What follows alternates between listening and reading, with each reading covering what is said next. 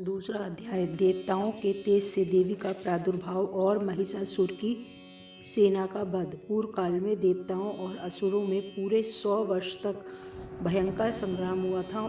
उसमें असुरों का सेनापति महिषासुर था और देवताओं के नायक इंद्र थे। इस युद्ध में देवताओं की सेना महाबली असुरों से पराजित हो गई। संपूर्ण देवताओं को जीतकर महिषासुर इंद्र बन बैठा। तब परास्त देवता प्रजापति भगवान ब्रह्मा जी को आगे करके उस स्थान पर गए जहाँ भगवान शंकर और भगवान विष्णु विराजमान थे। देवताओं ने महिषासुर के प्रबल पराक्रम तथा पराजय का संपूर्ण वृत्तांत उन दोनों देवताओं को विस्तार पूर्वक कह सुनाया। देवताओं ने कहा, भगवान महिषासुर ने सूर्य, इंद्र, अग्नि, यम, वरुण, वायु, चंद्रमा तथा अन्य देवताओं के सभी अधिकार छीन लिए और स्वयं ही सबका अधिष्ठाता बन बैठा। उस दुरात्मा महिष ने समस्त देवताओं को स्वर्ग से निकाल दिया। अब हम सभी देवता मनुष्य की भांति पृथ्वी पर विचरते हैं। दैत्यों की ये सारी करतूतें हम आपसे कह सुनाई। अब हम आपकी शरण में आए हैं, उसके वध का कोई उपाय कीजिए। देवताओं के ये वचन सुनकर भगवान विष्णु शिव जी को असुरों का बड़ा क्रोध आया। उनकी भौं तन गई और मुंह लाल हो गया। तब अत्यंत क्रोध से भरे हुए चक्रपाणी श्री विष्णु मुख से एक महान तेज प्रकट हुआ। उसी समय ब्रह्मा जी, भगवान शिव तथा इंद्र आदि दूसरे देवताओं के शरीर से भी बड़ा भारी तेज निकला। वह संपूर्ण तेज मिलकर एक हो गया। महान तेज वह पुंज चमकते हुए विशाल पर्वत के समान था। देवताओं ने देखा कि उस तेज की ज्वालाएं संपूर्ण दिशाओं में फैल रही हैं। संपूर्ण देवताओं के शरीर से प्रकट हुआ वह तेज अतुलनीय था। एकत्रित और घनीभूत होकर वह संपूर्ण तेज एक नारी के रूप में परिणित हो गया। भगवान शंकर का जो तेज था उससे उस देवी का मुख प्रकट हुआ। यमराज के तेज से उसके सिर के बाल निकल आए। श्री विष्णु भगवान के तेज से उसकी भुजाएं पैदा हुई। चंद्रमा के तेज से दोनों स्तनों का और इंद्र के तेज से मध्य का भाग प्रादुर्भाव हुआ। वरुण के तेज से जंघा और पिंडलिनी तथा पृथ्वी के तेज से नितंब भाग प्रकट हुआ। ब्रह्मा के तेज से दोनों चरण और सूर्य के तेज से उनकी उंगलियां बनी।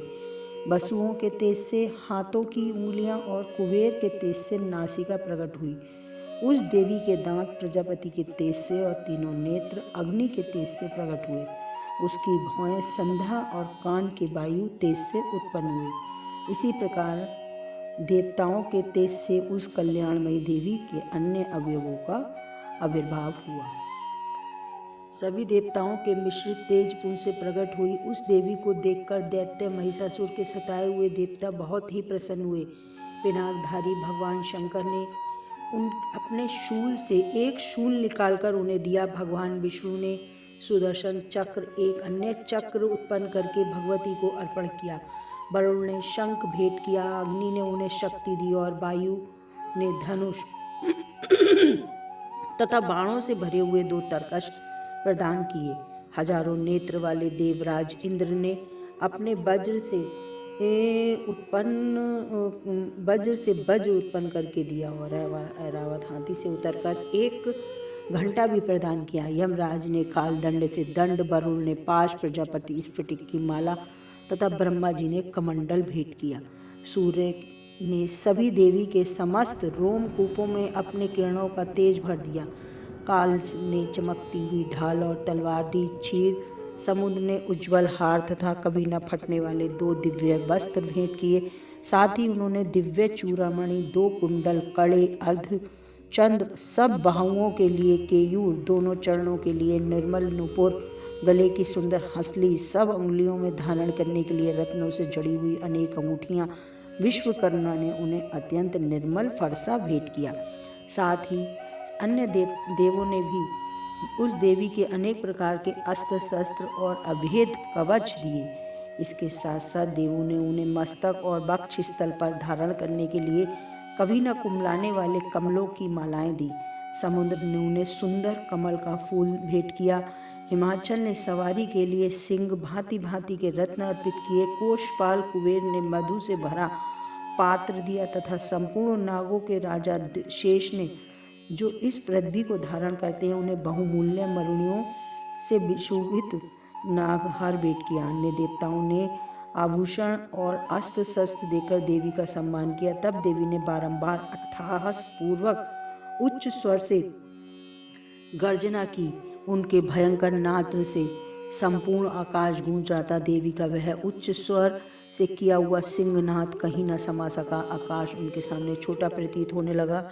उससे बड़े जोर की प्रतिध्वनि हुई, जिससे संपूर्ण विश्व में हलचल मच गई। समुद्र कांप उठा, पृथ्वी डोलने लगी, समस्त पर्वत हिलने लगे। उस समय देवताओं से अत्यंत प्रसन्नता के साथ सिंह वाहिनी भवानी ने कहा, हे देवी, तुम्हारी जय हो। साथ ही महिषासुर महर्षियों ने भक्ति भाव से विनम्र होकर उस देवी का स्तंभन किया। संपूर्ण त्रिलोकी को क्षुब्ध देखकर असुरगण अपनी समस्त सेना को कवच आदि से सुसज्जित करके हाथों में हथियार ले सहसा उठ खड़े हुए। उस समय महिषासुर ने बड़े क्रोध में आकर कहा, ओ यह क्या हो रहा है। फिर वह संपूर्ण दैत्यों को साथ लेकर उस सिंहनाद की ओर लक्ष्य करके दौड़ा। आगे पहुंचकर उसने देवी को देखा, जो अपनी प्रभा से तीनों लोकों को प्रकाशित कर रही थी। उनके चरणों के भार से पृथ्वी दबी जा रही थी और मस्तक के मुकुट प्रकाश से आकाश में रेखा सी खींच रही थी। वह देवी अपने धनुष की टंकार से सातों पतालों को क्षुब्ध किए दे रही थी।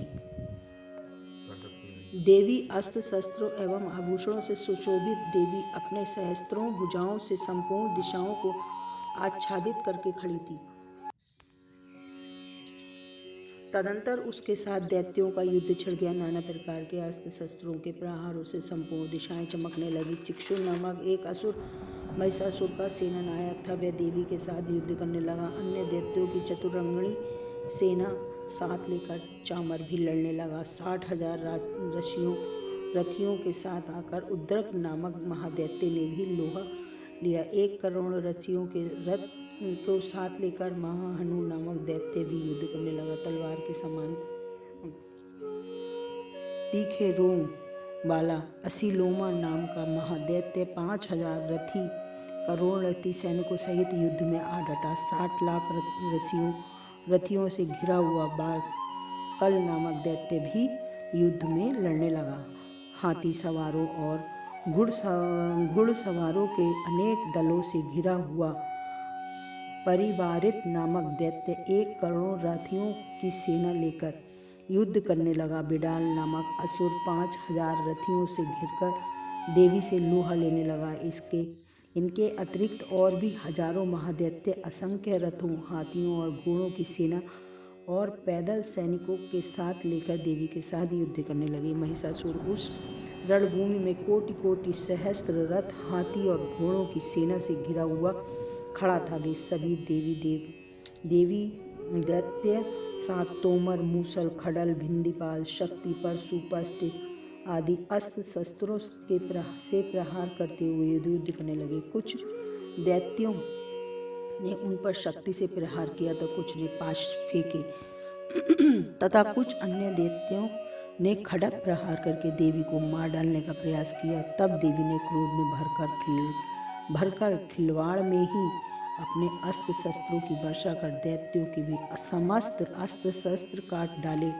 उनके मुख पर परिश्रम या थकान का रंच मात्र भी चिन्ह नहीं था। देवता और ऋषि उनकी स्तुति कर रहे थे और भगवती परमेश्वरी दैत्यों के शरीर पर अस्त्र शस्त्रों की वर्षा कर रही थी। देवी का वाहन भी सिंह क्रोध से भरकर ग्रीवा के बालों को हिलाता हुआ असुरों की सेना में इस प्रकार उन्मुक्त होकर विचरण करने लगा, मानो वनों में भीषण दावानल फैल रहा हो। रणभूमि के दैत्यों के साथ युद्ध करती हुई अंबिका देवी ने जितनी निश्वास सांसें छोड़ी, वो तत्काल सैकड़ों हजारों गणों के रूप में प्रकट हुई। वे सभी परशु, बिंदीपाल, खड़क तथा पष्टि आदि अस्त्रों का नाश करते हुए नगाड़ा और शंख बजाते हुए उस समय संग्राम महोत्सव में कितने ही गण ढोल, मृदंग, तथा अन्य अनेक वाद्य यंत्र बजा रहे थे। देवी ने त्रिशूल से, गदा से, शक्ति की वर्षा से और खड्ग आदि से सैकड़ों महादैत्यों का विनाश कर डाला। कितनों को घंटों के भयंकर नाच से बेहोश करके मार गिराया। बहुतेरे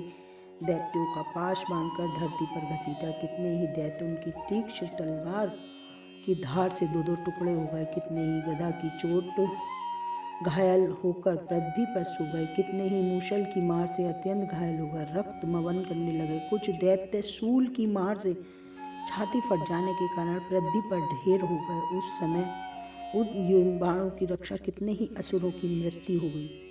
इस प्रकार देवी पर बाज की तरह झपट्टा मारने वाले दैत्यगण अपने प्राणों से हाथ धोने लगे। कितनी ही बाहें छिन्न भिन्न हो गई, कितनी की गर्दन कट गई, कितने की बाहें छिन्न भिन्न हो गई, गर्दनें कट गई। कितने ही दैत्यों के मस्तक कटकर गिरने लगे।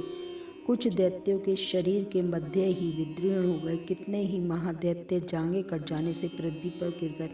कितनों ही की बाहों देवी ने एक बाह, एक पैर, एक नेत्र वाले करके दो टुकड़ों में चीर डाला। कितने ही दैत्य मस्तक कट जाने पर भी गिरकर फिर उठ जाते, केवल धड़ के ही रूप में अच्छे अच्छे हथियार लेकर देवी के साथ लड़ाई करने लगी। असंख्य धड़ युद्ध की बाजों की लय पर नाच रहे थे। हजारों बिना सिर के धड़ हाथों में तलवार, शक्ति और अन्य अस्त्र शस्त्र लिए दौड़ रहे थे तथा दूसरे महादैत्य ठहरो ठहरो करते देवी को युद्ध के लिए ललकार रहे थे। जहाँ घोर संग्राम हुआ वहाँ धरती पर गिराए हुए रथों, हाथियों, घोड़ों और असुरों के शरीर में इतनी अधिक मात्रा में रक्त बहा कि थोड़ी ही देर में वहाँ खून की नदियाँ बहने लगी। जगदम्बा ने असुरों की विशाल सेना को क्षण भर में उसी तरह नष्ट कर दिया जैसे तृण और काठ के भारी ढेर को आग कुछ ही क्षणों में भस्म कर देती है। उनका सिंह भी गर्दन के बालों को हिला हिलाकर जोर जोर से गर्जना करते हुए दैत्य के शरीर से अपने प्राण चुन लेता था। वहीं देवी के गणों ने महादैत्य के साथ अत्यंत भीषण युद्ध किया। इससे परम संतुष्ट होकर सभी देवी देवता उन पर आकाश से पुष्प वर्षा करने लगे। इति श्री देवी उत्पत्ति और महिषासुर की सेना का वध नामक दूसरा अध्याय समाप्त। यदि वीडियो अच्छा लगे तो लाइक, शेयर और सब्सक्राइब जरूर कर दीजिए।